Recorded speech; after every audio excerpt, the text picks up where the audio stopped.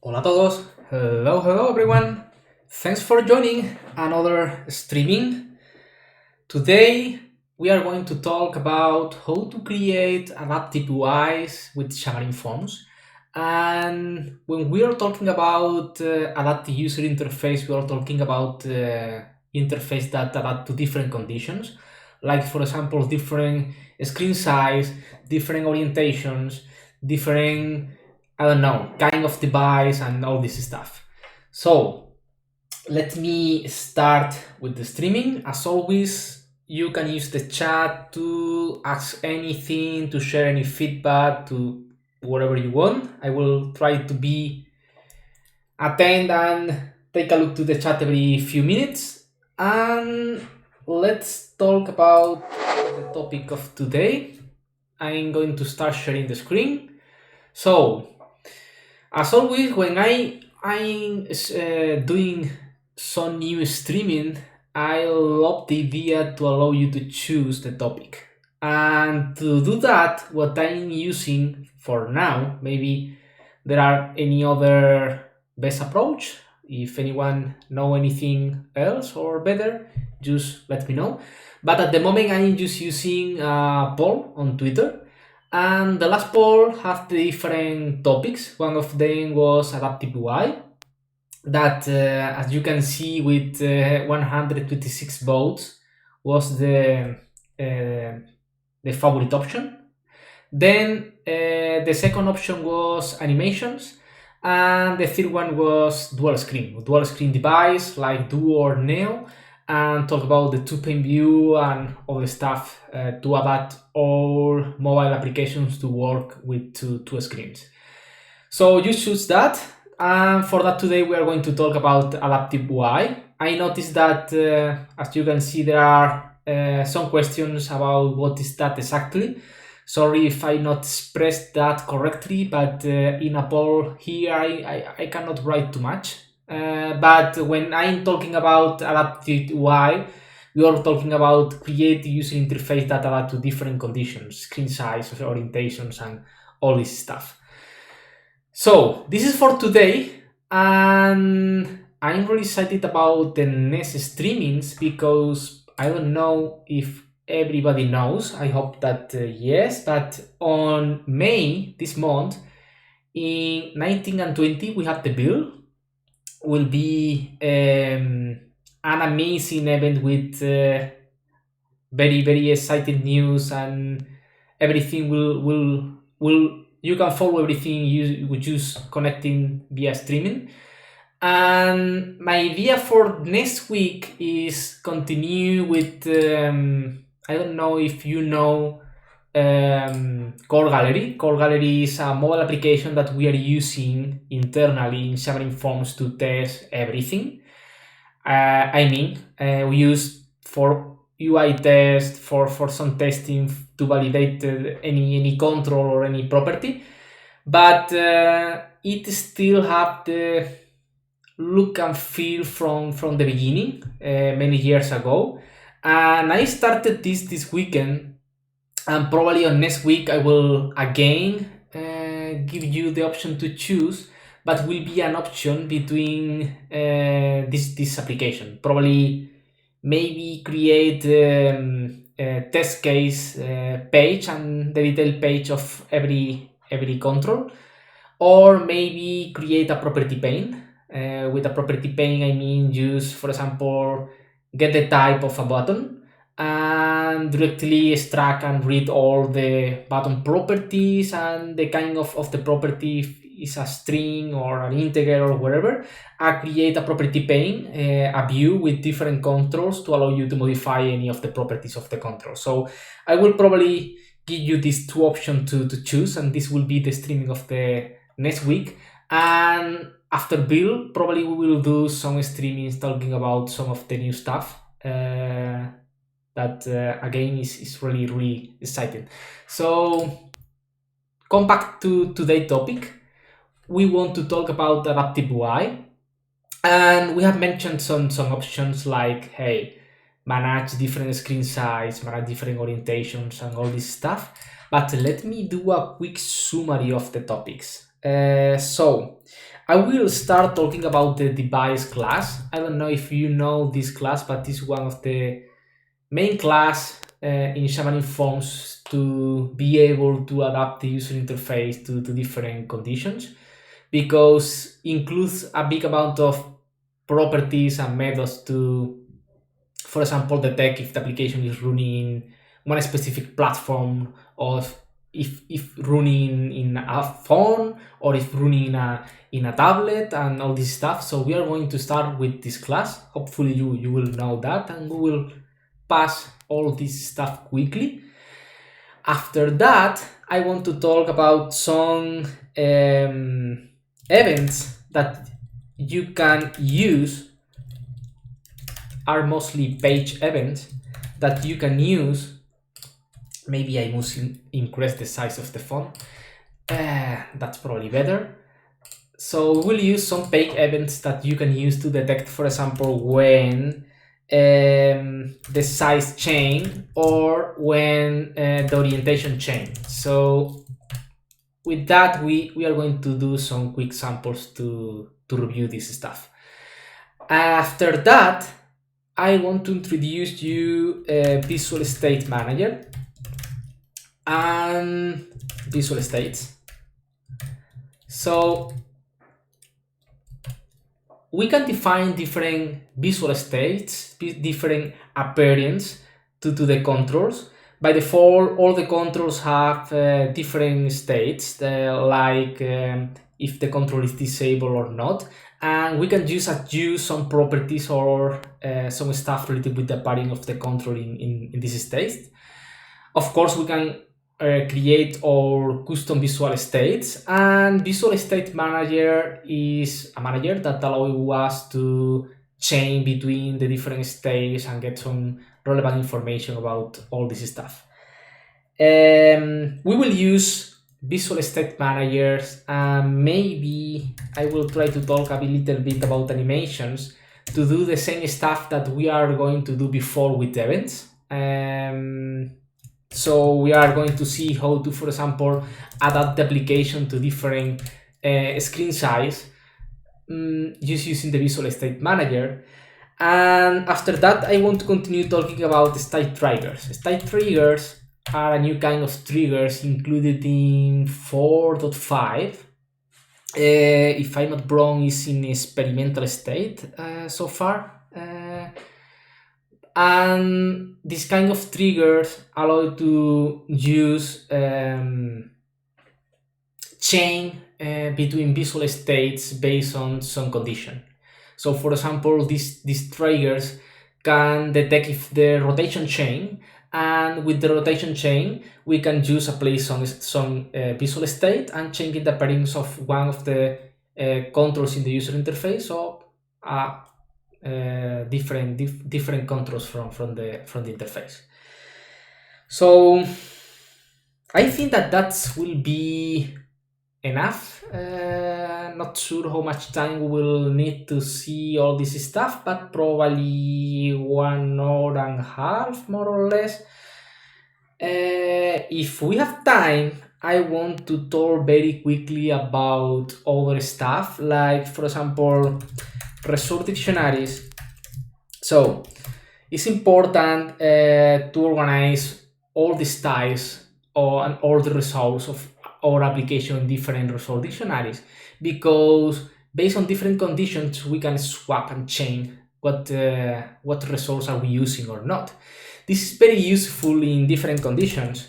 One of the most classic one is, for example, related with themes. Manage, for example, the chain between dark and light themes. But we can also, for example, detect if the application is running in a device with a low resolution, and in this case just use a different resource dictionary with different, for example, font size or even image to adapt the user interface and get a good look and feel in a high-end device with a very big resolution. You know that the latest device have resolution with 2K and crazy resolution, but we can detect if the application is running in an old one with a very small resolution and adapt everything to works perfectly with both cases. So if we have time, I will talk about this, about DEMS, and well, this probably is a topic for another streaming. I'm pretty sure, because this is too much for the next 1 hour and a half or 2 hours. But I will love to talk about the two-pane view. That is a new layout that was included in Xamarin.Forms to manage what's happening in device with two screens. And I'm talking about Duo and Neo. But probably this will not be possible to review this today. Anyway, let's start with all this stuff. As you can see, there are a crazy amount of stuff to review. To take a look to all this, my idea is just create a new application from scratch, and just updating the application step by step. For that, I created this repository. It's in my account, and the repository name is Adaptive UI Playground. That is exactly what we are going to do today.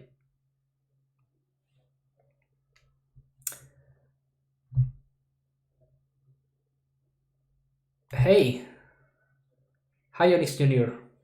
Thanks for joining. I'm just taking a look to the chat. So let's start creating this project, and I will probably mix the streaming between Mac and Windows, Visual Studio for Mac and Visual Studio for Windows, because I also want to show you the same application running in ULP, also of course in Android and iOS. But let's start.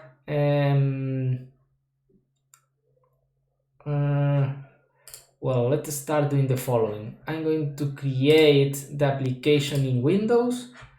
This is Windows running in VMware Fusion.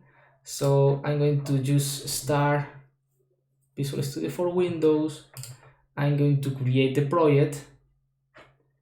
Will be a Xamarin.Forms mobile application. The name will be Adaptive UI Playground, and I will create directly in the repository folder that, if I'm not wrong and I remember well, is in projects Adaptive UI, and I will include also a source folder. So that's it. Let's create empty. I noticed that I have Visual Studio in Windows using Spanish, but well, I'm just creating an empty Xamarin.Forms application.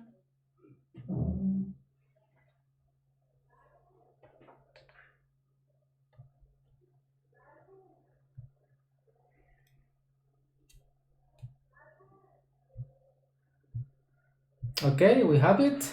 And now let me just update a little bit some package to use the latest version. So if we want to use things like the stack triggers and all this stuff, we need to use the latest version. Okay.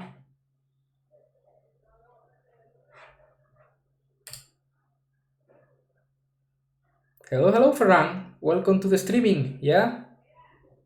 Long time. Thanks for joining. Okay, we updated forms. Let me update very quickly also Essentials.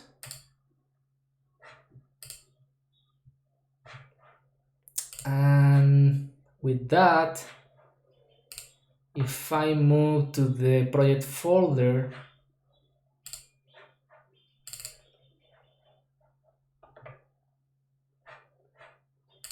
is this one. Okay, let me also include some git ignore.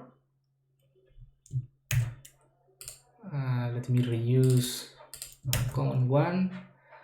And now I'm going to use commit the code. At the moment, it's just an empty project.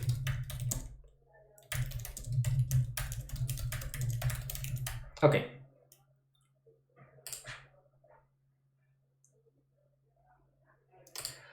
Let's publish the code, and I'm going to use sync sometimes between Windows and Mac using the same repo.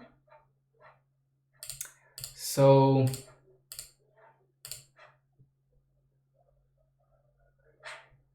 I don't know if everything is up to date. Let me check very quickly. Yeah, we have the code.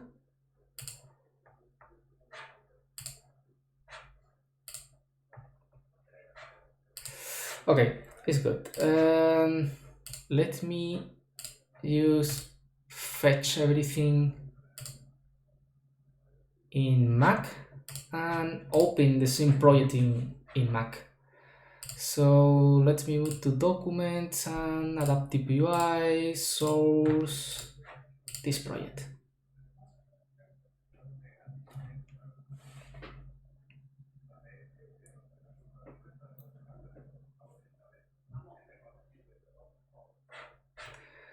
Okay, something important before continues. Let me check the size of the font. I can increase this a little bit. Please, if you want to, I don't know, change the font size or whatever use, let me know in the chat. I'm going to create a folder with the views, and I'm going to create a main view. The main view will be use a launcher. So what we are going to do is in the main view is we will set the title like this is the adaptive UI playground, and here we will have a scroll view with a stack layout and with different buttons. So the first one will be device gallery. So with device gallery, this is the device button, and let's create the event. Today I will just put the focus on the UI and mainly all the stuff that we have talked before here, that is just device class, fake events, and all this stuff. So I'm going to avoid to use any kind of architecture. I will not use MVVM or any framework, just to maintain things simple and put the focus on the topics, because if not, we will not be able to see all this stuff in just 2 hours. So okay, we have this 7, and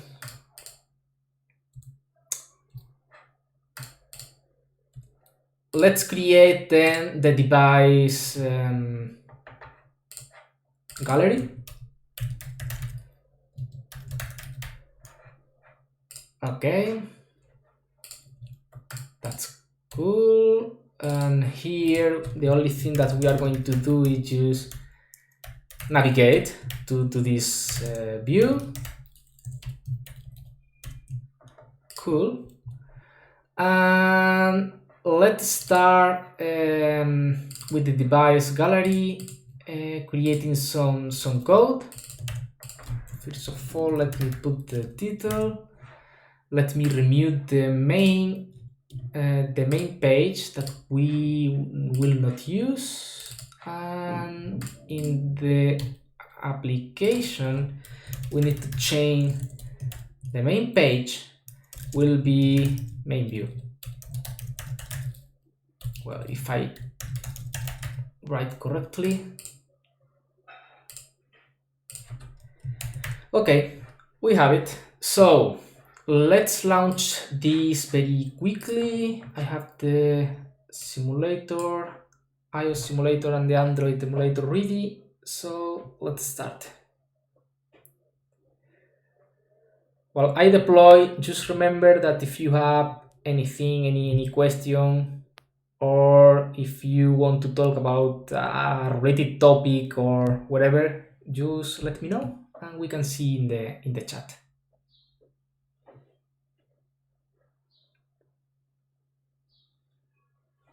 Okay, so we have the application. The first option will be the device class, and we have here the empty view device class ready to work with the device. So as I talked before, the device class contains a number of properties and methods to help you to customize the appearance, the layout, and also the functionality of the UI per platform. So one of the basic case is, for example, if we have a label, well, we are going to create more than one label. So let me bold everything in a stack layout. And then if we have a label, we can use, for example, if we want to customize the font size or I don't know, the text color or whatever.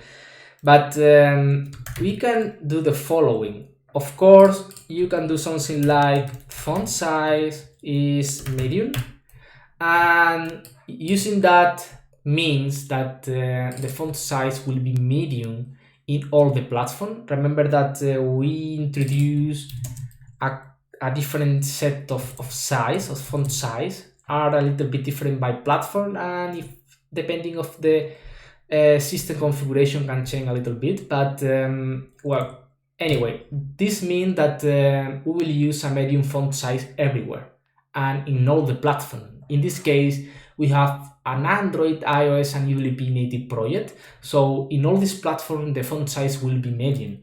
But if we want to customize this by platform, we can use label font size and now just use the on platform markup extension.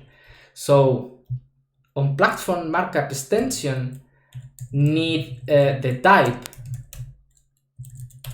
that could be one of all these types. In this case, I'm using a double, and then we can just create and set different properties by platform. For that, we use on platform. We can define here the platform, for example, Android, and then the value. For example, in Android, medium, and in iOS, small. And of course, we can do exactly the same with ULP. In ULP, large.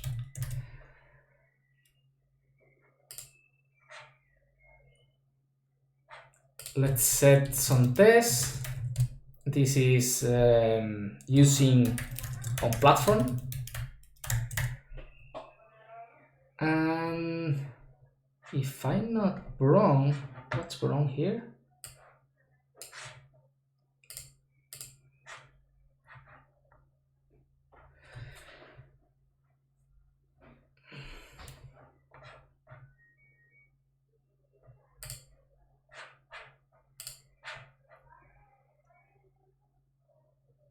Okay, I failed with the format.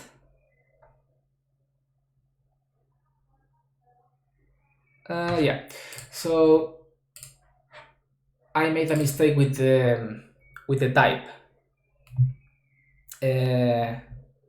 Let me check very quickly because if I'm not wrong, font size on platform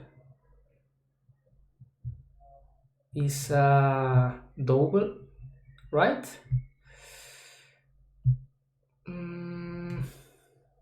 Let me think.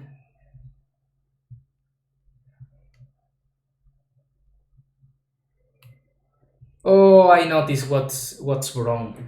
Yeah, this will work if we use, for example, something like this, because in this case, yes, actually we are using a double, but in the previous case we was not using a double, we was using a name size that is a default font size in every platform. So for example, if we launch now the application in Android, we must use 12 as font size in this case. Okay, and if we launch the same application in iOS, let me move the emulator in the correct position. Well, the font size will be much higher, right? Let's wait to compile.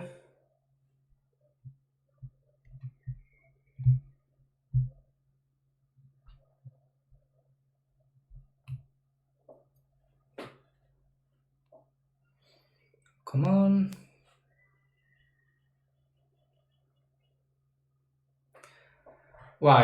While this is compiling, we can do exactly the same in C#, of course.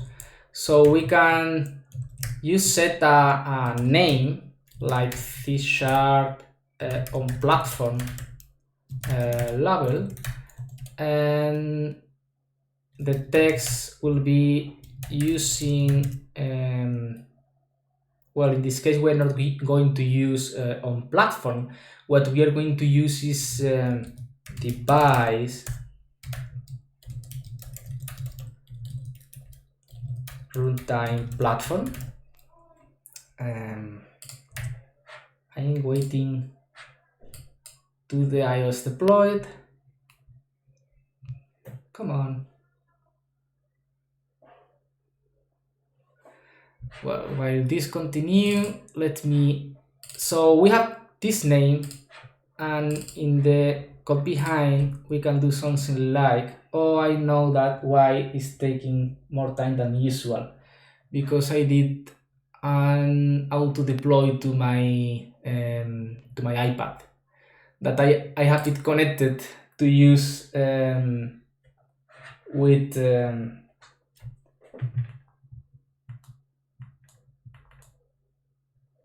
Sidecar. I don't know if you know Sidecar, but it's an interesting functionality, and using it to have all the screens related with OBS ready, and also the chat to review everything with the chat. Well, okay, so let me deploy in an iPhone simulator. That must be quicker.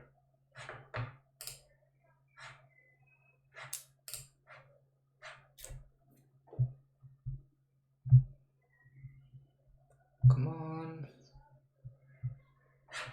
Okay, device, and as you can see, the font is either. Okay, now we can do exactly the same via C# code, like for example, update font size. That is a method that we are going to call after initialize the view in the constructor. And here we can do something like, if device, remember that device is the class, the important class that we talked about, runtime platform is Android, then the font size for our C# label will be, I don't remember the size, was 12, 18, okay, 12.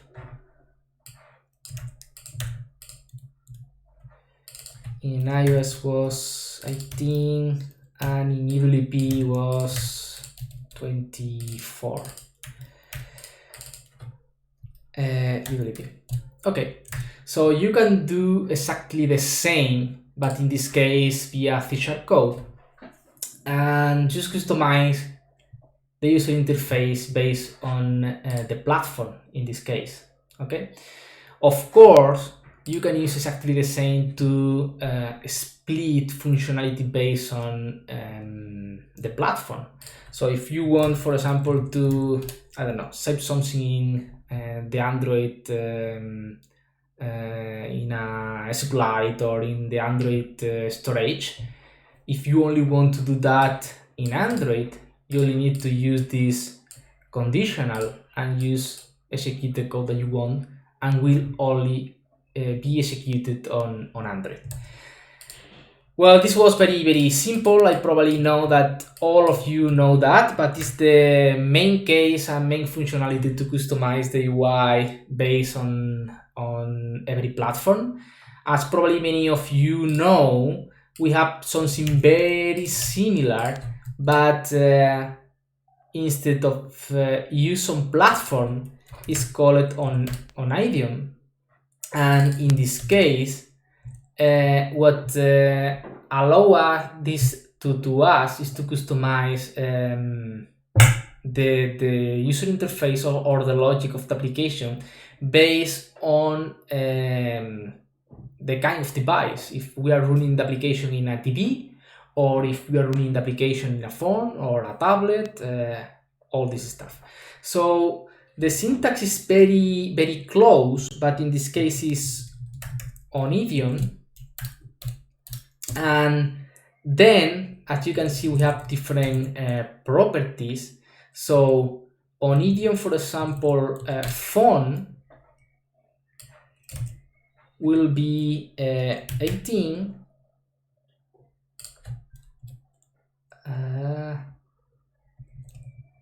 I forgot here the dot common. And we can just customize the same in other kind of device. For example, on idiom TV is much higher, for example 28. And again, the same is possible using C# code. In this case, it's on not on platform, it's on idiom.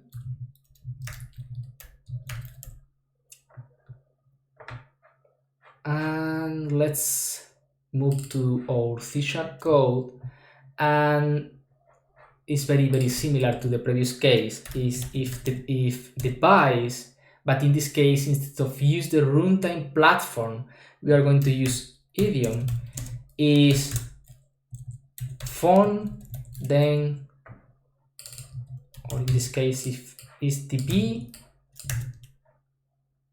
the font size will be 28.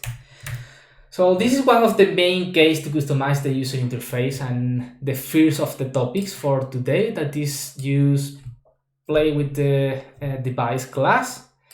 After complete every one of the steps, I'm going to use push the code in case you want to play at the same time with the sample that we are creating. So added device gallery commit push. Okay, let's continue with creating a new gallery. In this case will be the bake events gallery, and is the second of the points where we are going to know how to detect if the size of the page is changing or if the orientation has changed. So let's continue with this case. Again, I'm taking a look to the chat every few minutes. If you have any question or whatever, use ask anything. So this is our second gallery. I will just include a new button in the main view. This will be page event, and let me change everything and just create the event. and in this case we are going to navigate to the page gallery, page events gallery. Cool.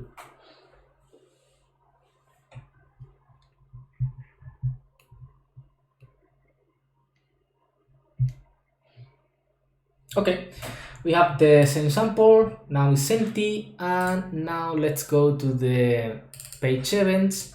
I'm going to override the on appearing when the page appears, and I'm going to override on disappearing when the page disappears, because I'm going to subscribe to some event, but also it's very important to unsubscribe this kind of event. Okay, so what is the main event to detect orientation change or to detect page size change?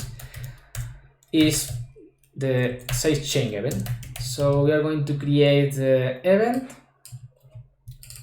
Let me move this here.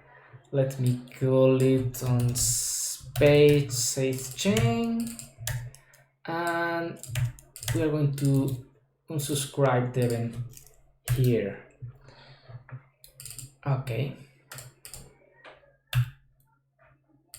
Okay, cool. So now how we play with all this stuff, how we detect different chain of orientation and all the things. Well, there are one case interesting that is, for example, change and adapt the UI of your application if the screen size is bigger or small than something. For example, let's create a cons with small screen that will be if the resolution is, for example, this, or we can create the big screen that is, for example, if the resolution is higher than this one. Okay, let's use only one case. This is very simple. We can this is at the end the page, it's a content page, and we can access to any of the properties of the content page. For example, one of them is the width of the content page. So we can do something like if the width is small or higher than big screen, do something. The other interesting thing is detect if we are in landscape. In this case, we are in landscape if the width is higher than the 8 of the page. So now if we are in landscape, we can do something, and in other case we can change.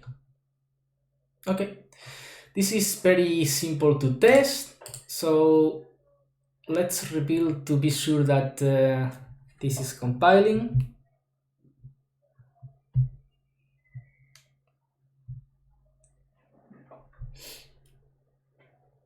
Come on.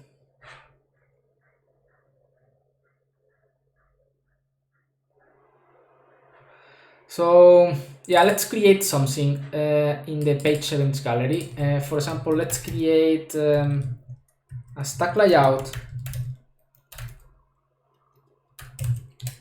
Then we can create, for example, 2 box view or 2 grids. The first one will be, for example, red, and the second one will be green.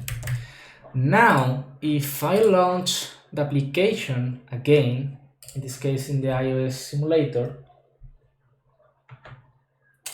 page events, if I use rotated, wait a second, what's happening? Why are we not seeing anything?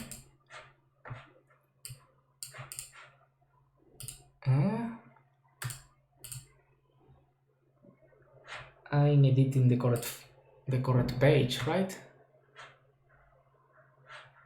Main page, page events, that's correct.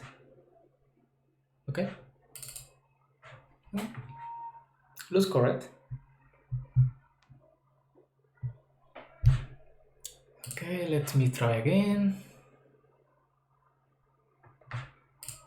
Oh no, well, what's happening is that well, I'm not setting any size, so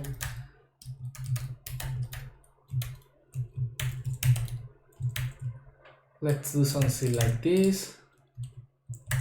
Yeah.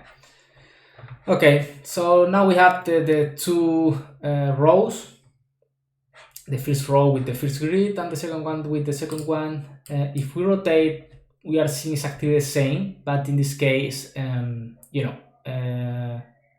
using the full width of the landscape mode. But if you remember, we subscribe to some events here, and let's see what's happening. If I change, for example, the orientation, this event is fired and we can get the width and the height information. In this case, the width is smaller than the big screen, so we are entering this condition. And in this case, it's also landscape because the width is higher than the height. So we can do something easy, like for example, set the name to this, like orientation layout. And now in landscape, the orientation, I don't know why I have broken the intelligence, but well, yeah, it's failing.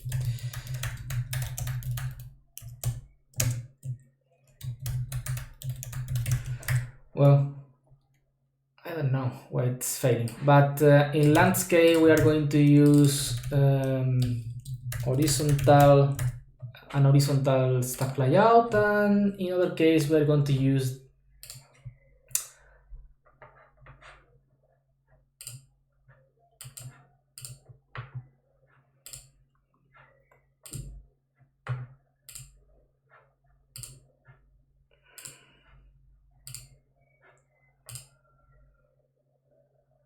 okay. So now we need to set also the width of the grids. Come on, here. Let's create a width request of, for example, this. I'm using a stack layout because it's very simple and just modify one of the properties. But remember that, well, you can use, okay, you can use, so this is using the vertical stack layout, and when I rotate, I'm using just the horizontal one. So again, you can adapt and change anything from the user interface based on the device orientation, or if the application is the screen size is higher or smaller than some value. Let me commit this to the repo, and let's test other case just using Windows. For example, added the page events gallery, commit, push, and now I move to Windows. Let me go to the GitHub, fetch everything. Okay. And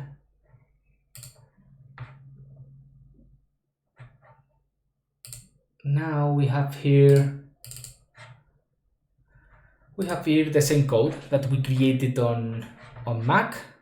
I don't know if the font size is correct. As always, if you want to, I don't know, increase or decrease anything, just let me know. But I'm going to do something very simple. I'm going to set a name to the first grid that I will call, for example, first grid. And well, we can access now here, and if the screen size is smaller than the big screen, that remember that is this value, we can change the background color to be, for example, we are using red and green, let's use blue. Now, if I execute in this case using ULP, we can test this case very quickly.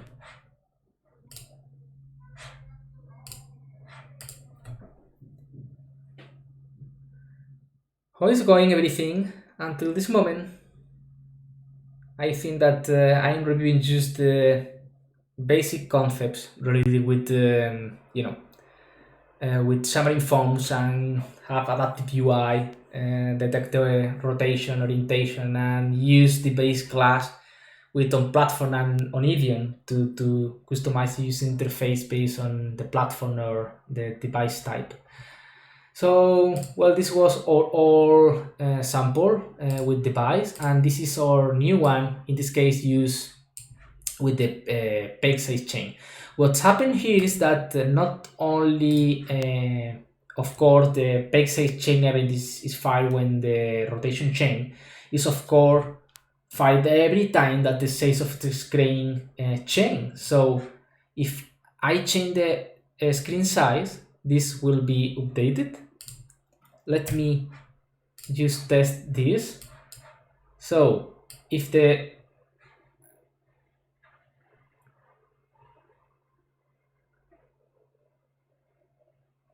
okay, in this case this is working, and let me do another thing because this condition is not correct.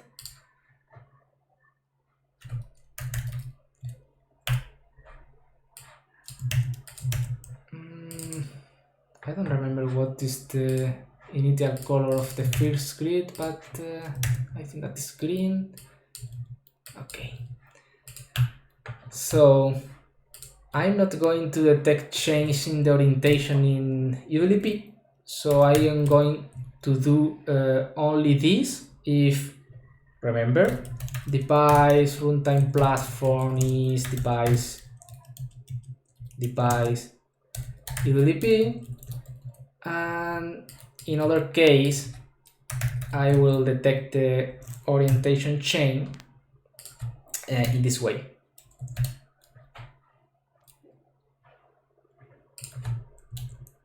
Okay, well, this must be here, and we can simplify this code a little bit.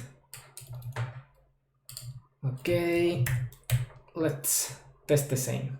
So now in ULP the orientation will be always the same, but based on the page size, as you can see, if the size of the page is smaller than our big screen size, we are changing the color, and at the moment where this is higher than 1218, we change the color.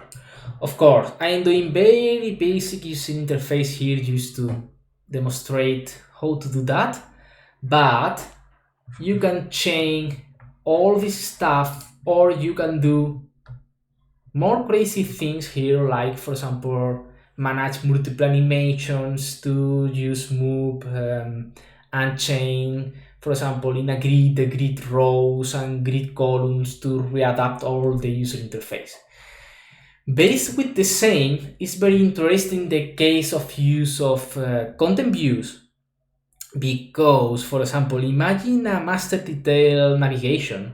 I'm thinking now, for example, I will not create it because if not, I will not be able to take a look to state triggers. But imagine the case of one of the nice sample from James Montemagno. He has a very nice sample that probably you know using monkeys. And at the end is a master detail sample where you have a master release, and when you tap in one of the monkeys, we navigate to a detail page to see the details of the monkey.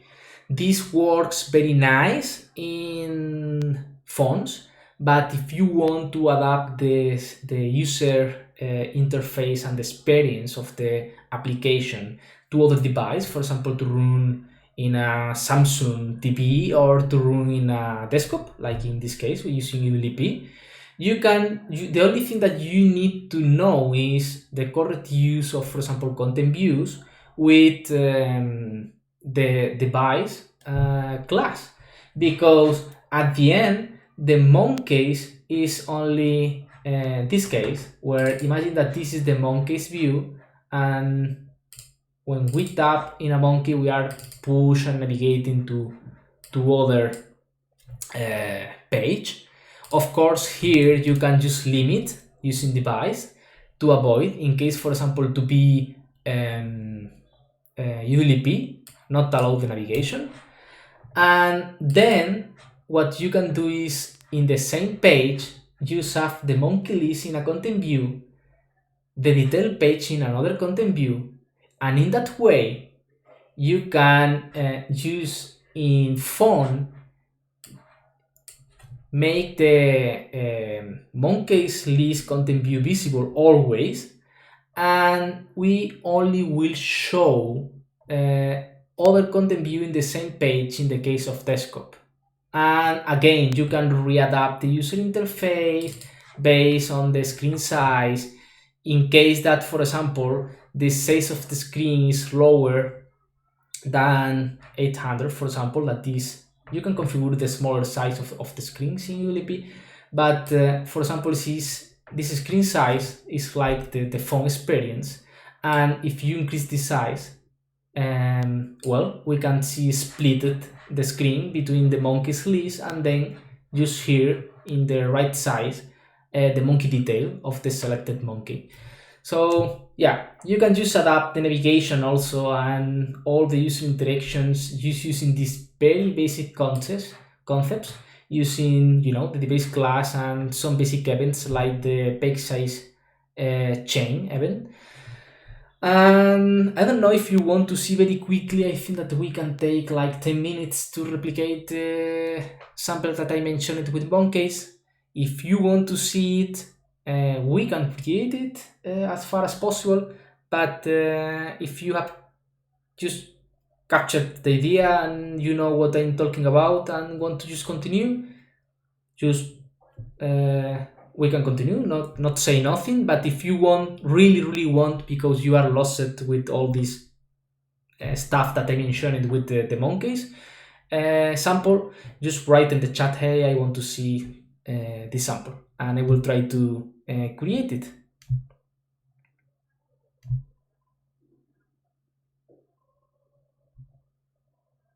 No comments, so basic stuff, everything is clear to this point. That's perfect. If in this case I'm going to continue with visual states and visual state manager. So first of all, every Xamarin.Forms views like a button can have different visual appearance based on this his state, and by default all the Xamarin.Forms views have 4 visual states that are normal, disabled, focused, and selected. I don't know if you know that, but let me commit the change related with the adaptive UI. Updated the page events gallery, and I'm going to commit push. Fine, let me sync again in Mac. I'm trying to check the chat to see if someone wants to see the monkey sample. Seems like not. So I'm going to just create visual state gallery. Okay. As always, I'm going to include a button to navigate to this view, visual state gallery.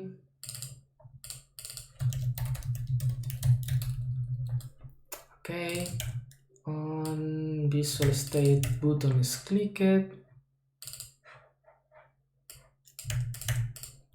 We are going to navigate to the visual state gallery. Okay, cool. So now let's test this very quickly. Title is visual state gallery.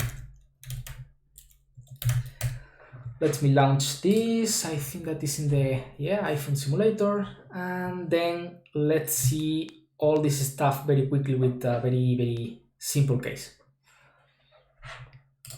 Okay, cool. So let me move to Android, where I will ping the simulator in the screen, and I can just use hot reload at the same time that we are seeing and watching all the chains in Xamarin.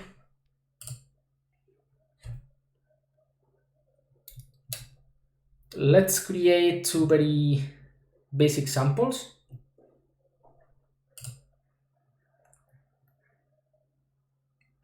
Okay, visual state. So let me create a scroll view. I'm not sure that we will need more size than the screen size, and then I will start using an entry. So to use the visual state, we can use it from styles or just directly in any view. So we can do something like visual state manager, visual state groups. Then here, remember that we talked about we have some common states that all the Xamarin.Forms views have. That is the let me name this like this is the common state, and so we can define different visual state groups and different visual states, and then using visual state manager we can directly chain and apply one of the visual states to the visual element. We have also the attached property. That means that if we have, for example, other control in the same view with the same visual state, we can modify properties not only from the parent visual element, also from other elements in the view. We're going to see this sample later. This is the most basic sample. So a visual state group contains different visual states. We are going to create, for example, 2 or 3 visual states. So we have now 2 visual states with the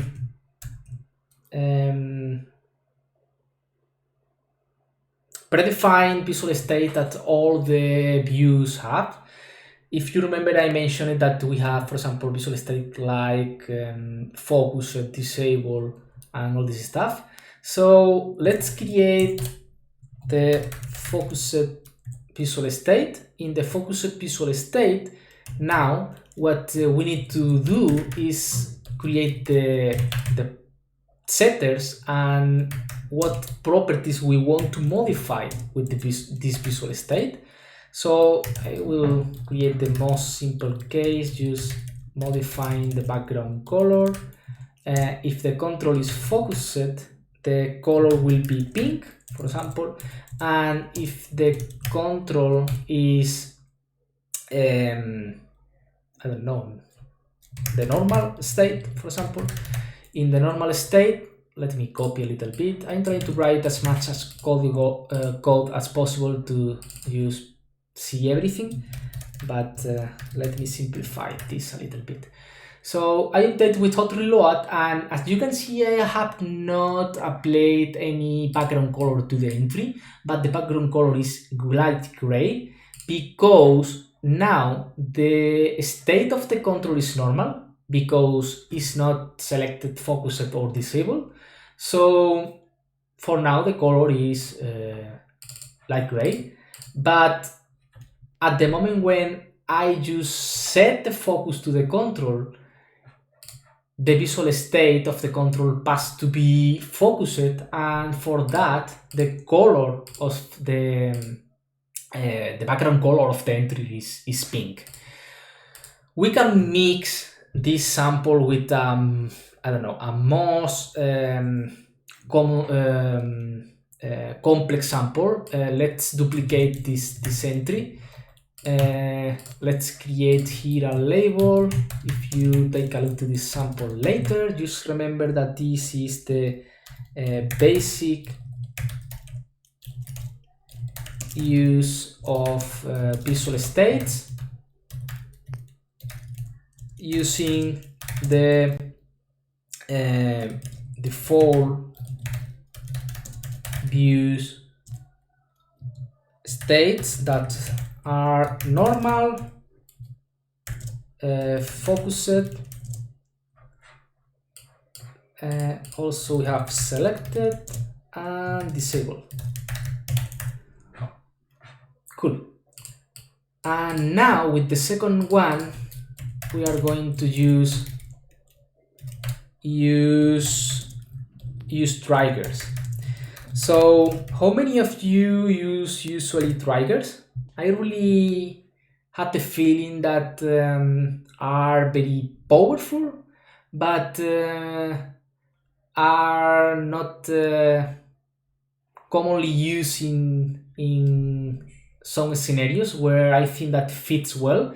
Not sure if this is because we need to just try to push to simplify it a little bit, or if I don't know. But how many of you use triggers? You can use the chat, remember? Yes? No? Well, I really like it and I use it a lot. For example, in Xamarin.Animation, that is one of the libraries that I created to extend some of the functionality of Xamarin.Forms. In this case, this library include some predefined animations, and they introduce the concept of storyboard and allow to use and use trigger some animation directly from XAML. To trigger these animations, the main use is using triggers, different kinds of triggers. We can trigger an event, in this case, for example, change a visual state using events, using a property, and changing a property with data triggers. And there are different triggers. In this case, for example, this is the trigger entry, and in the entry we can have access to the triggers very easy with the triggers collection. And now inside the trigger collection we can create, as we talked, an event trigger with a multi-trigger, a data trigger. By the way, now that I'm just seeing the multi-trigger, a good news for XAML lovers, we merged the option to use multi-bindings recently. So that's a nice topic to talk about in other streaming, just how to extract all the powerful in the binding logic in Xamarin.Forms, know everything related with bindings. But well, For today, just let me continue with the data trigger. And well, what I'm going to do here is, for example, we are going to disable the entry if so we are going to use the trigger entry. The target will be an entry, and now we are going to just bind to the entry text, and for that we are going to use binding source x reference trigger entry, and then the path will be text length. Let me see if I write this correctly, length. Okay, and now I just want to compare that when the value from this binding, that is the text length, is 0, I want to change something in the control. In this case, the property is enable to true.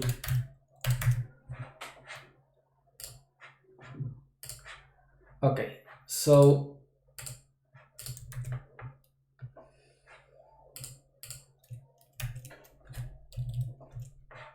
okay. Oh, sorry, this is incorrect. So I want this other case. This is the basic entry, and this is the trigger entry, and I want to disable the trigger entry if the basic entry text is empty.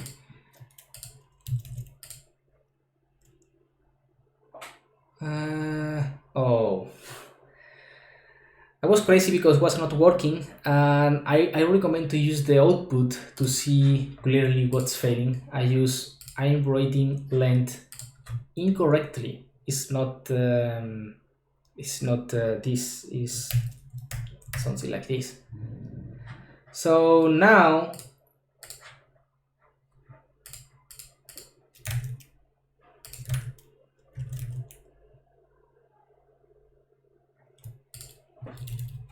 okay,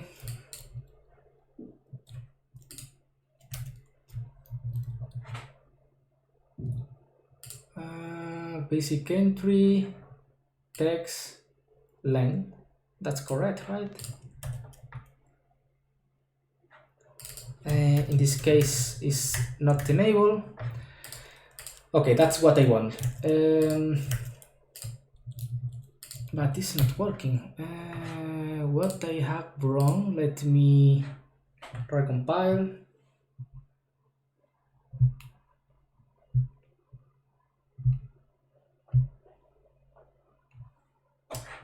Okay, visual state.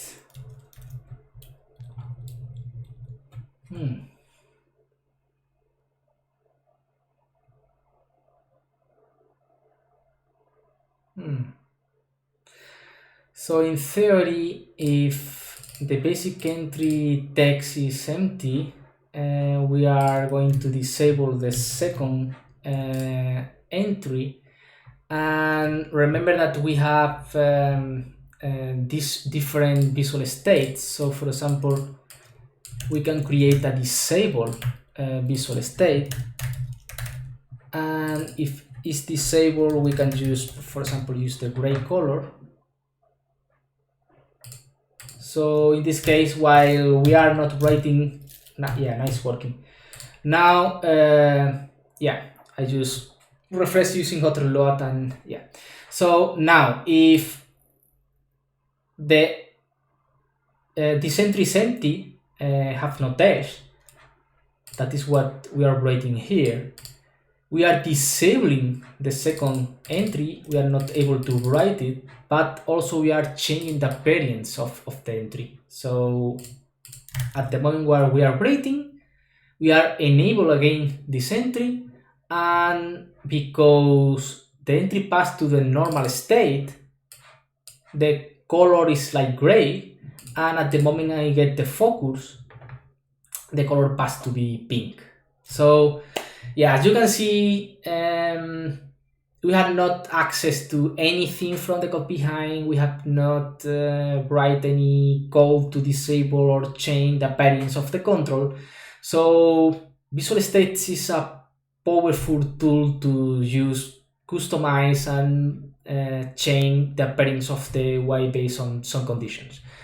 Now, this is the very basic case related with Visual State. I only want to review the basic case because normally I have received sometimes the questions about what controls have can use Visual State, or someone that have seen, for example, the disabled Visual State use somewhere and don't know that yeah, this is the common state, the predefined Visual States that all the views, the Xamarin.Forms views have. So you can do exactly the same anywhere. And I'm not using here the selected one, but you can imagine that in a collection view, for example, if you want to modify the color of the selected item, you can use Visual State, use 4 or 5 lines of code in Channel to customize that very quickly. Now, let's continue because this is only the introduction to Visual State and it's not what I really want to share to you, because at the moment we have seen what is the Visual State Manager, what are the Visual States, and what are the predefined Visual States in every Xamarin.Forms view. But we are not customizing anything related with I don't know, the orientation, the screen size, or whatever. So let me commit these changes in case you are following this and you want to seeing the last version. So added basic Visual State gallery. Cool, push, and now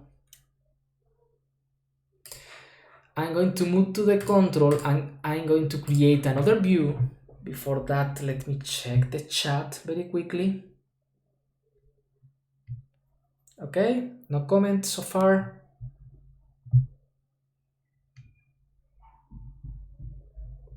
Okay, I hope that I'm explaining well, and I not that does not mean that I'm boring you, only that I'm explaining very well. So let's create another view. In this case, I'm going to call it Adaptive Visual State Gallery. That's cool. Now, in the Visual State Gallery, this will be a more complex case using Visual State. So I start doing always the same. I'm going to create the button to access to the new sample used from the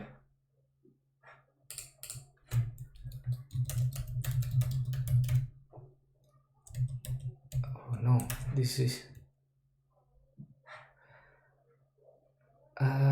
the main page.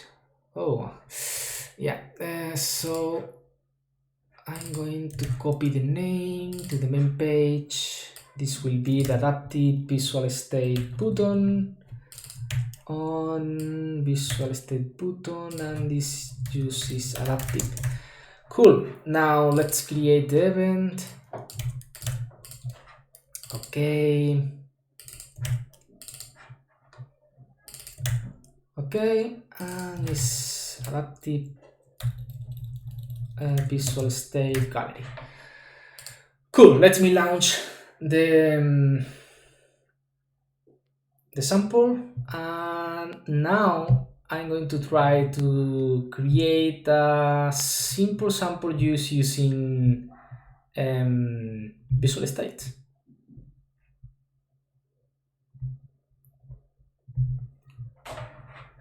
Okay, we are ready. What we are going to do is use remember what we have seen before related with the page events. So in this sample, we was using the sidechain event from the page to detect if the page size is changing or the orientation is changing, to access to different visual elements and modify everything and add our user interface. But what if I told you that this is not at all necessary and we can just simplify this a lot just using visual state? So I'm going to use the same logic. So I need the on appearing, I need the on disappearing. Okay, and here I'm going to subscribe to the size chain event that will be on page sidechain. That's correct. Okay, cool. Remember always to also subscribe this kind of stuff to avoid memory leaks. And okay, everything is ready. Now we need to detect if we are in landscape or portrait. So let's create some basic user interface. For example, let's create something very similar to the previous one. I don't know why I lost intelligence, but I miss him. Let me close quickly everything. I think that probably something synchronizing JIT files have broken the experience.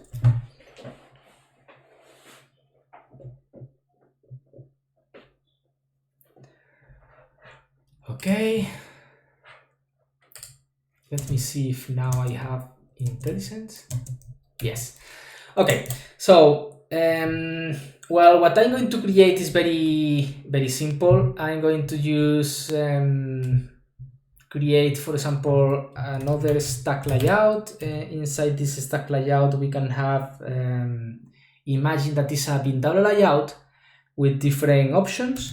So we will have, for example, different levels to simulate that. I know we can create a window layout very quickly, but this will be enough.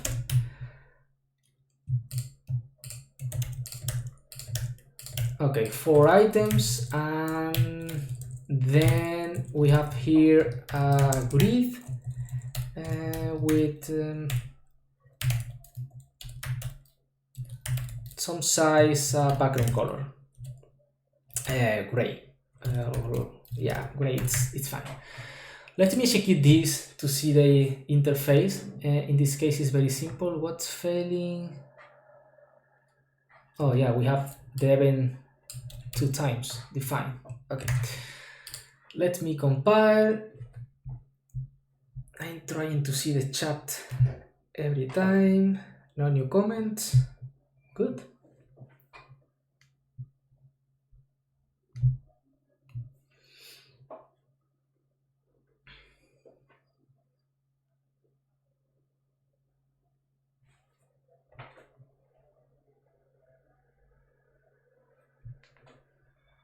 Come on.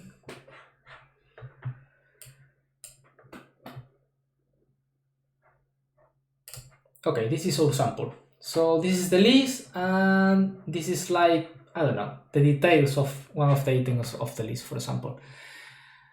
Let's back to the UI, and now in the first stack layout, I'm going to set a name because this is like our main layout. And the second one is like our items layout. And here I'm going to define a visual state group with different visual state manager. In the previous sample, we used the predefined states that is this case, the common state, focus, normal. But if you remember, I mentioned that you can create your own groups, your own states. So this will be the orientation state, and we are going to create here two visual states. Yeah, probably you are thinking correctly. I'm going to create two states. One of them will be the port rate, and the second one will be the landscape. Good. Well, at the moment I'm not doing nothing. In the first case, visual state.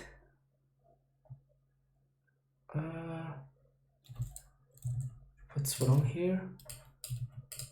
So now inside the visual state, we are going to define some setters. Yeah. And for example, here in port rate, we are going to change the orientation to be, why is not working, vertical. And in landscape will be horizontal. Good. So what's different with the default ones, where the stack layout know and detect when, for example, it's disabled and in normal state, but we have created this new visual state. So internally, Xamarin.Forms don't know when you want to apply the port rate visual state and the landscape one, but you can do it yourself very easy, because for example we have here our page 7, so we can define a string. Well, first of all, let me explain this better. You can access anywhere to the visual state manager, and then you can use the go to state method to pass the visual element that you are going to use. In this case, for example, is our main layout, and you need a string that is the name of the visual state that you want to apply. If you remember, we have port rate and landscape, and we can detect very easy when we are in port rate and landscape. So we are going to create something like a string visual state, and if the width is higher than 8, in this case we are in landscape, and in other case we are in port rate, and the only thing that we need to do is just set the visual state. So let me test this quickly.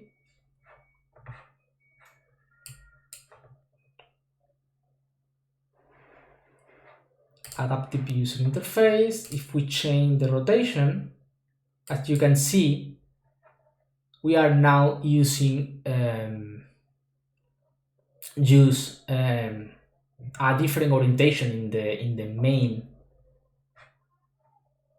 stack layout,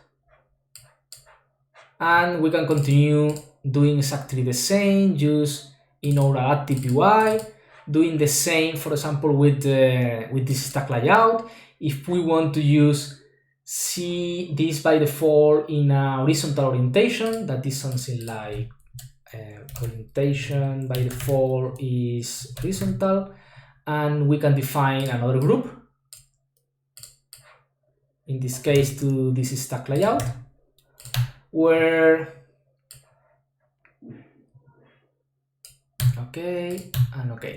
where well, in port rate the orientation will be in this case horizontal, and in other case will be just vertical, right? So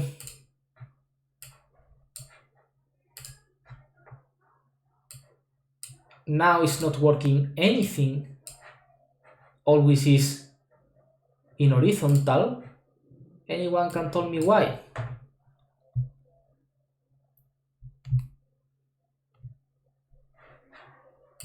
Well, this is very easy because we are changing the visual state of the of the main layout, but we are not updating these visual states in the items layout. So we need to do exactly the same in this case with the items layout. And if I execute now,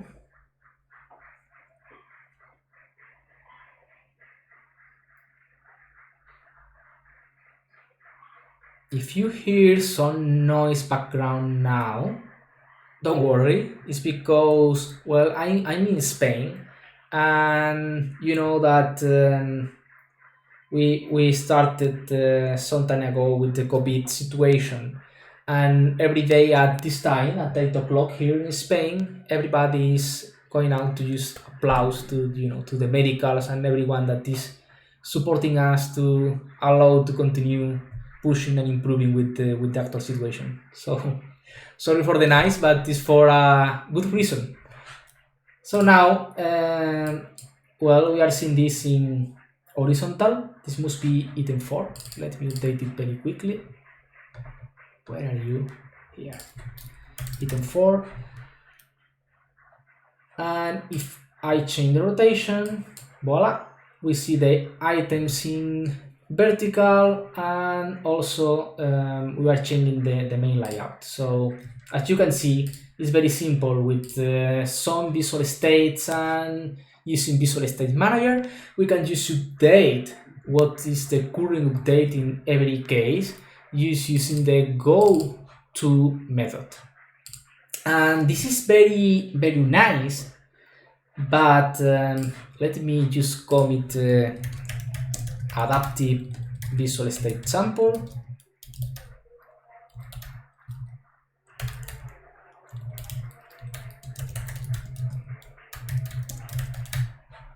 Okay, push.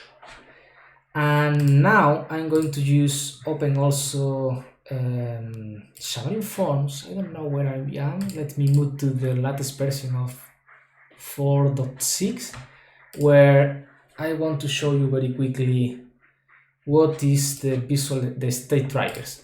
So until now, we have seen the device class, the bake events to manage the size chain and orientation chain. We have seen everything related with the Visual State Manager and Visual States, and how we can take advantage of these APIs to adapt our user interface based on different conditions. We have seen that with the chain of orientation, but you can do it with any other ways.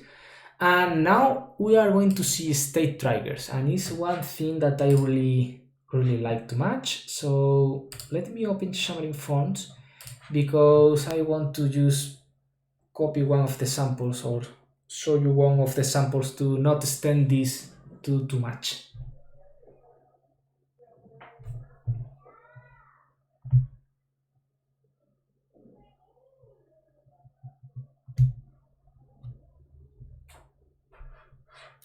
Okay, launching.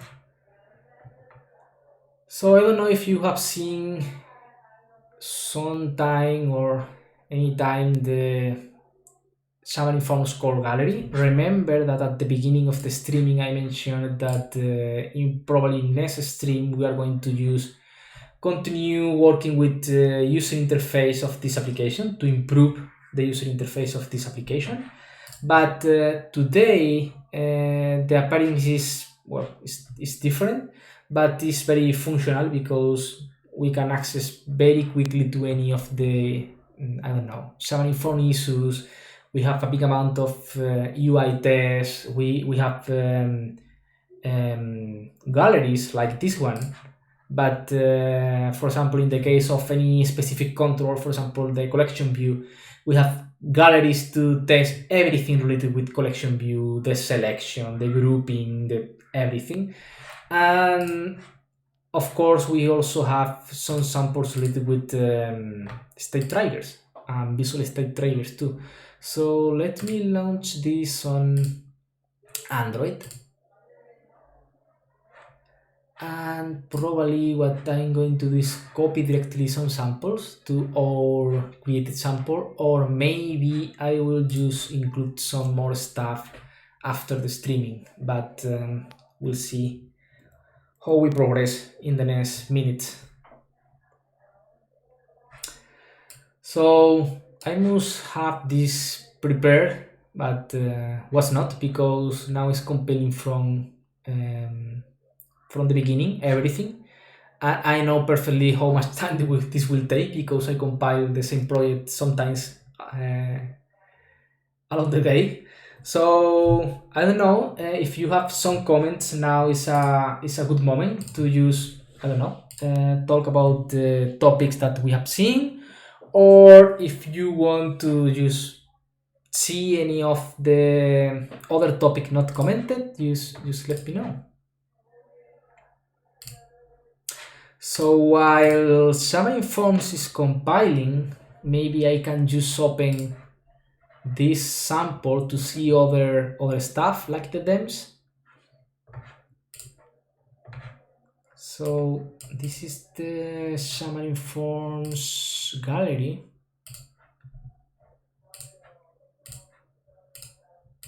Okay.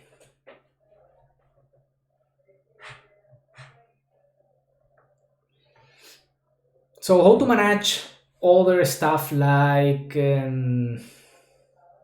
dems, app dems? Well,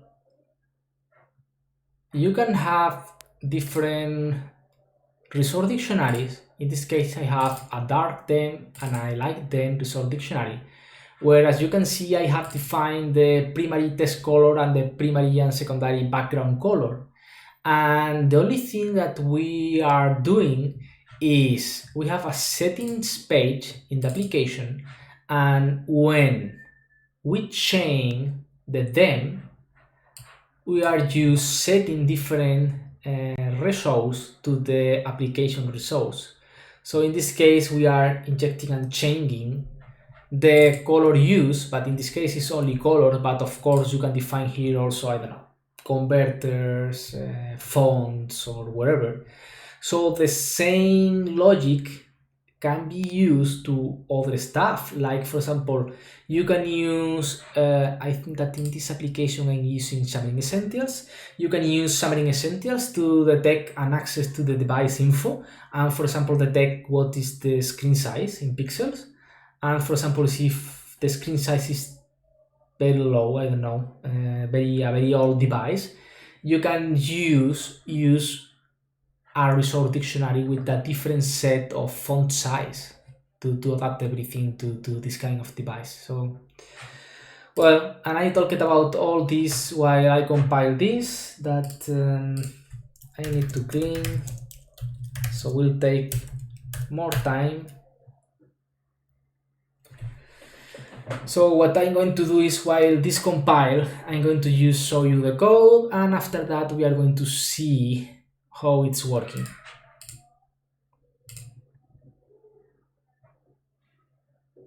Come on.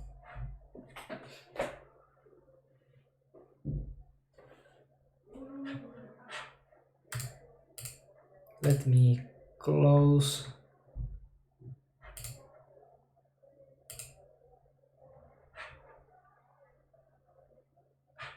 Come on. Well, I'm going to close PS for Mac to launch it again. Okay, I force the close because I want to.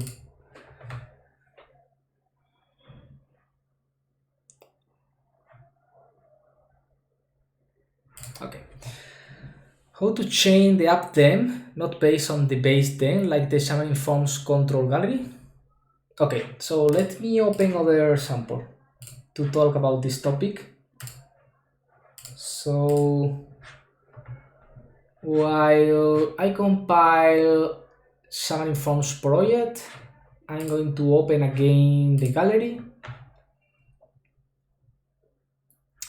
and I'm going to open another project that you can find also in GitHub, that is called, if I remember well, it's called AppDems Playground, but let me open it very quickly. Is where are you?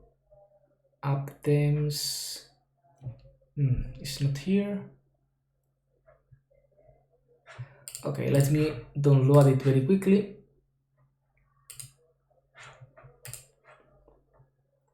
So I have other sample called app dem playground. Is this case because in Xamarin.Forms 4.6 we included the app dem concept. Let me just open it quickly.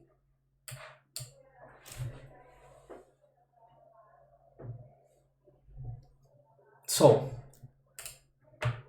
one important scenario related with dems is the tech what is the dem used in by the system. You know that in Android, iOS, and of course also Windows, we can use dark and light dems.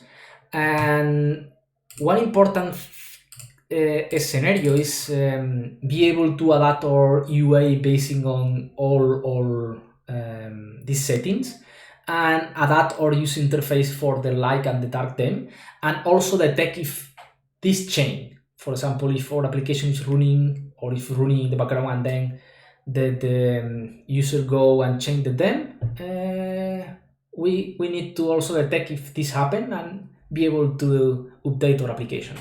So as I mentioned, in Xamarin.Forms 4.6 we included a new API called AppDem, where you have the new AppDem color. The AppDem color allows you to create different color based on light and dark. You can apply directly a color like this way, then color, test color, and apply the color. Of course, you can use exactly the same in styles. Text color on AppDem. Well, this is the default value, but you can define a color for the light dem and a color for the dark dem. And of course, you can also use inline. You can customize more things that not only colors. You can, for example, in this case, a string.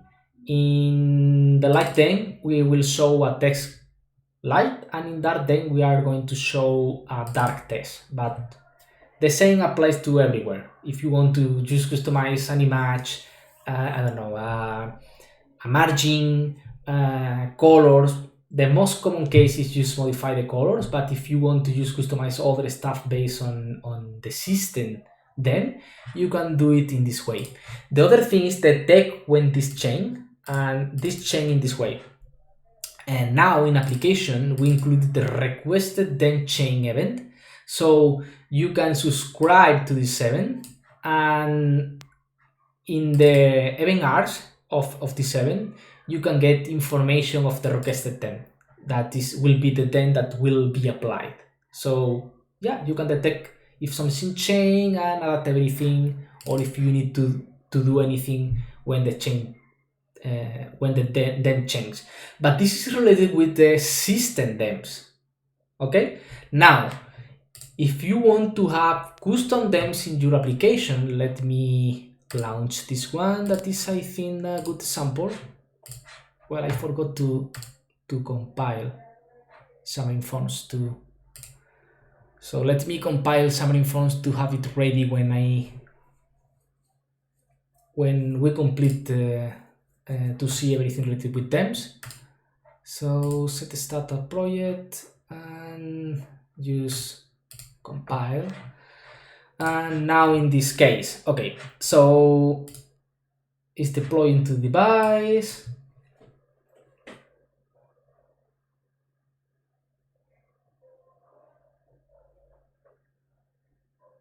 Launching.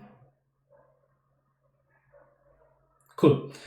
So if I go to the settings, I have defined here a dark and a light dem, but this could be, for example, the blue, violet them, red them, orange them, and whatever. And what I'm doing is I'm creating a resource dictionary for every them. I create a default them.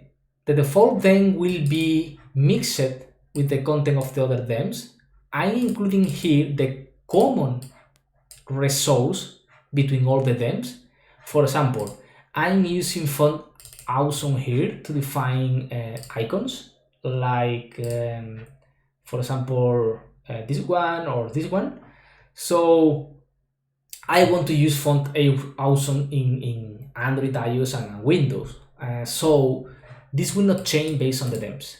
What will change for now, I'm pretty sure that we will include more specific case based on every theme, are the colors. So when I change access to the setting and change the theme to dark, what I'm changing is the main background color, that is this color, the background secondary color, that is this other color, for example, using the search bar, and the text color, because the text color in this case will be white instead of black.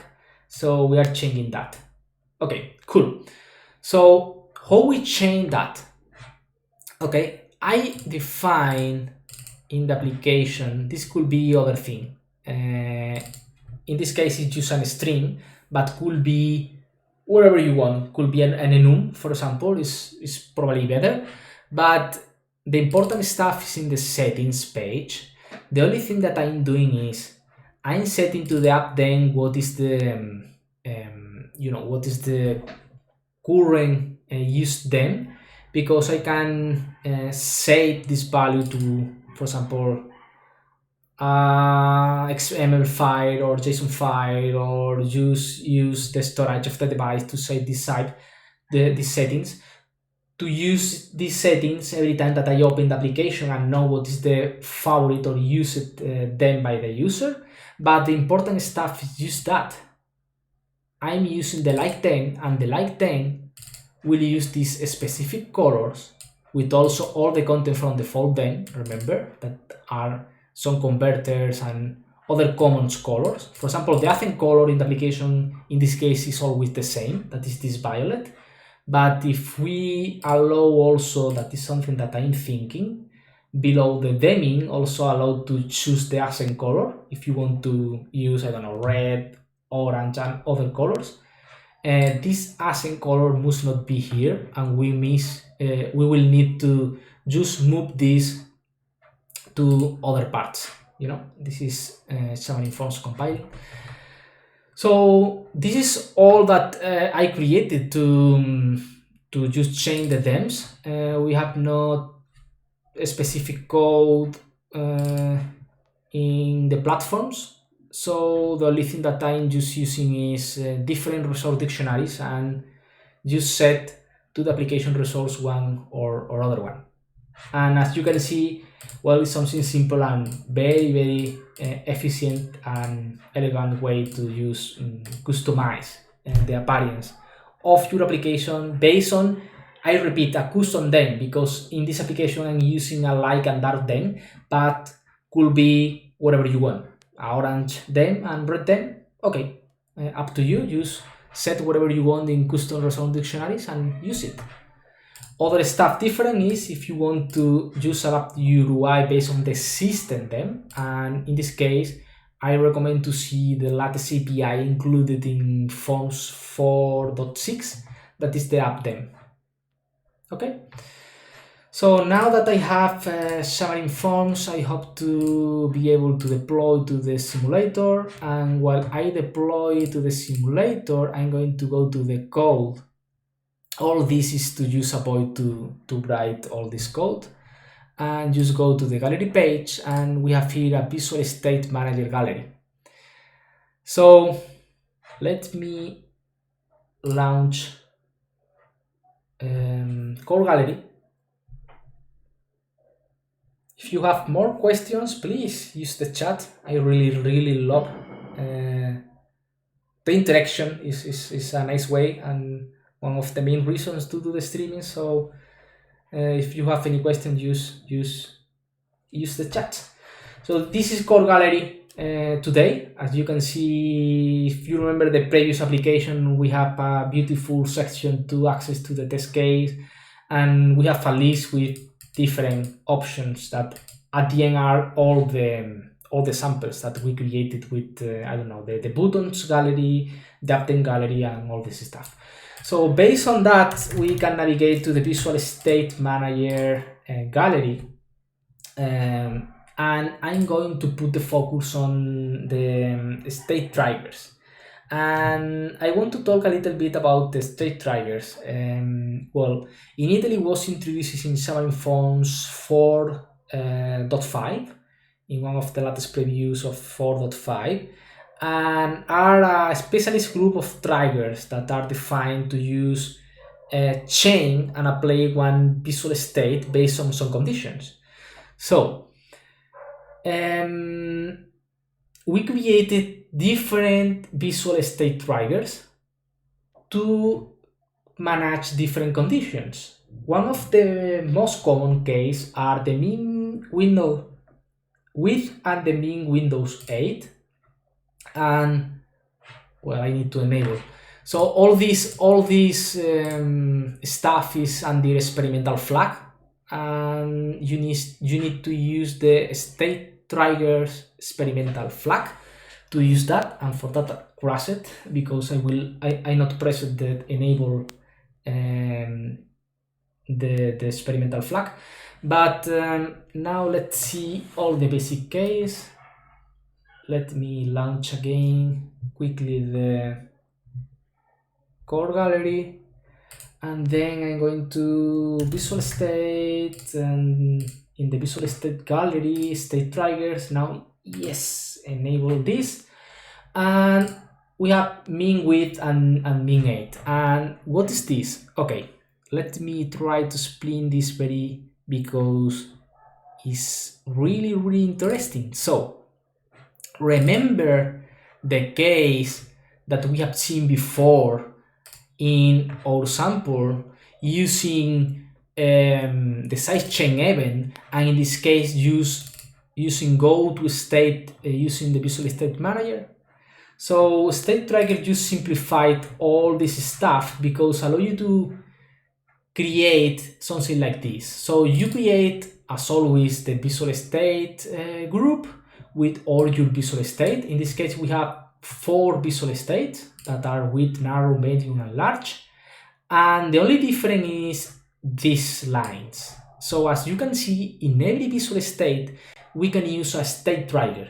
In this case, we are using an adaptive trigger. That is a trigger that will fire and will detect change in the width of the page.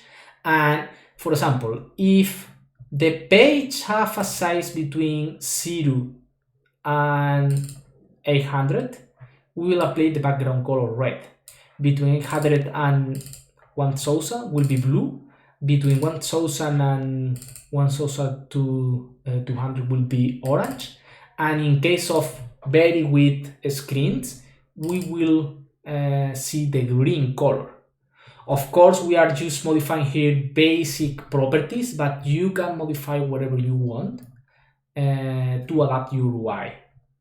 The same, you can use the same with the 8, that is this other case. The only difference is that in the adaptive trigger property will be min Windows 8. Of course, you can use both properties. But then we included other ones. For example, orientation state trigger. So if I change the orientation, boom, voila. As you can see, things have changed. And if I go to the orientation state trigger, it's very easy to see, because the only thing that we have is a grid with a label. Remember that I mentioned that you can use visual state trigger directly inside the visual element, but also you can use in styles. In this case, we are creating a style where we define 2 visual states, landscape and portrait. Probably you are remembering something from some minutes ago. And the only different thing again is that in every visual state we're using the state triggers.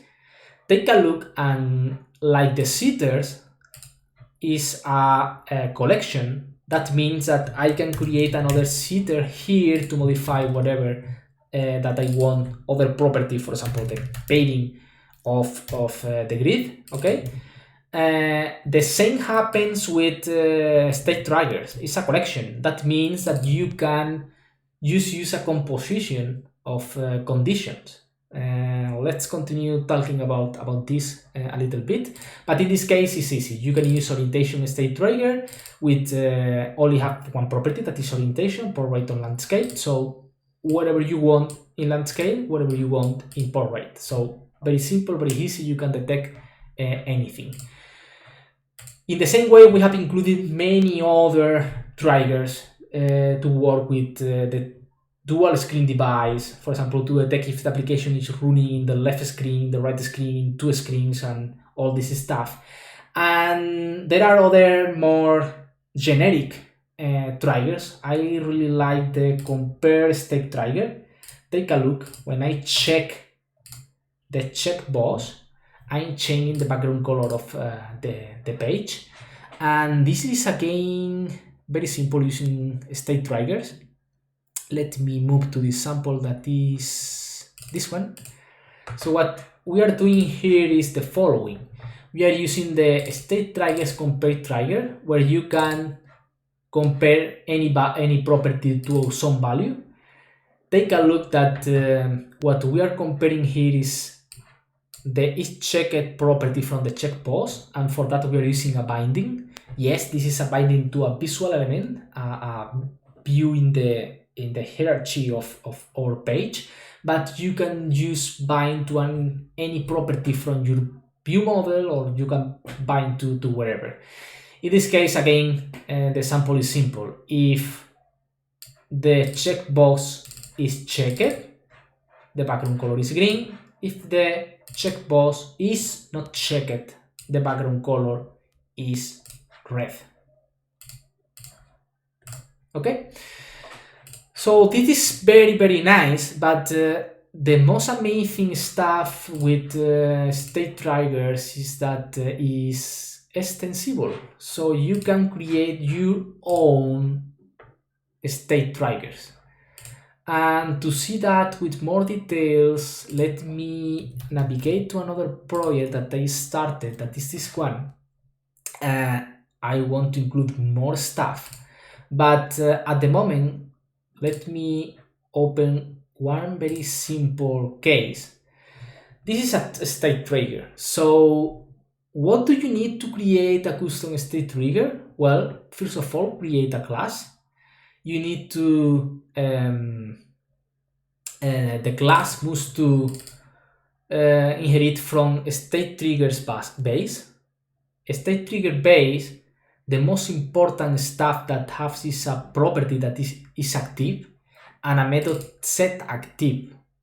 So in this case, we created a bindable property that is connected, and we are using, in this case, Xamarin Essentials and the connectivity API to detect changes in the connection. In this way, we get network access if the access is internet, we are connected, and in other case, we are not connected. So using that, we can create a visual state like this.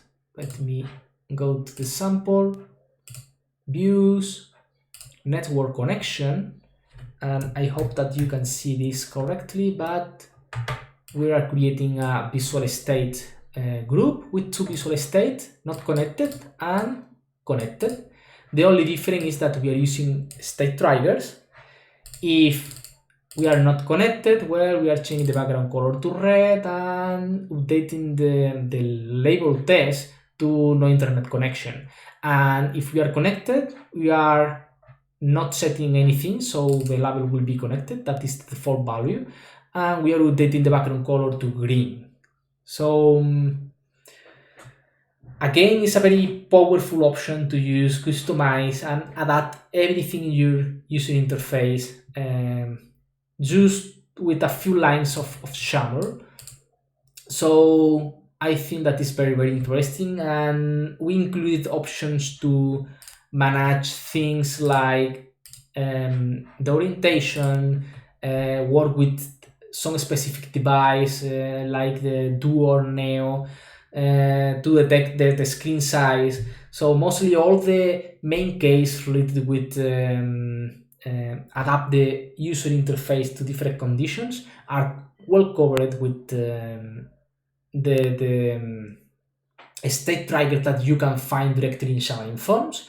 But if not, it's important to know that you can create your own state triggers to use the tech wherever you need in your application. This is probably a common scenario. Use the tech if we are connected or not, and update the user interface based on the connection.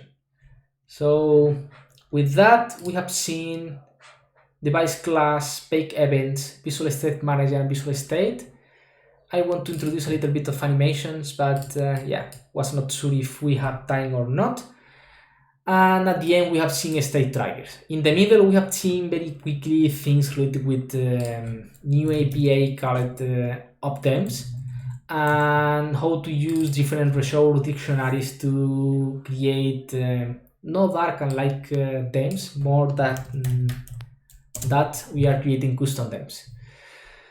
So I think that until here, of course, there are more stuff like how create or organize our resource and styles to adapt to different conditions, like different screen resolutions. Probably talk a little bit about fonts and the font size. This is also interesting. Talk about how to adapt our application to other kind of device like Duo and Neo with the two-pane view is also interesting topic. So we can just have a second round to talk about adaptive UIs. But well, I'm happy with the covered topics. That is the most basic ones. I don't know if you know everything about all these topics. Probably I think that you know about the device class on platform and on idiom. Probably also about bake events, but I know that many of you not know still about the state triggers and all the things that you can do using the visual state manager and different visual states. So I think that until here, let me remember very quickly. On next week, we are going to continue with this mobile application that is at the end the main application using to test and validate things in Xamarin.Forms, the Xamarin.Forms core gallery. I will, as always, in all the streamings, share a poll with different options to choose what you want to see in the streaming. Probably we will have options like the property pane and work in the in the test case and other views from the application. So it will be up to you to choose what you want. And after that, this will be next week. After that, we have the bill. Please be attend this event, and will be very, very nice news related with Xamarin in this event. And after that, we will have some streamings to share some of the news and new features and new functionality that you will see. Well, not everything, but some of the new functionality that you will see in this case in this event. I want to use put the focus and spend some time just creating some samples and reviewing what we have. And again, we'll love to read any kind of feedback from you. So until here, thanks so much for joining and to spend these last 2 hours with me. I hope that you have learned something new, and I hope that the streaming have not been a little bit worried. I try to just create as much coding with live coding as possible, and see you in next streaming. Thanks for joining. Bye.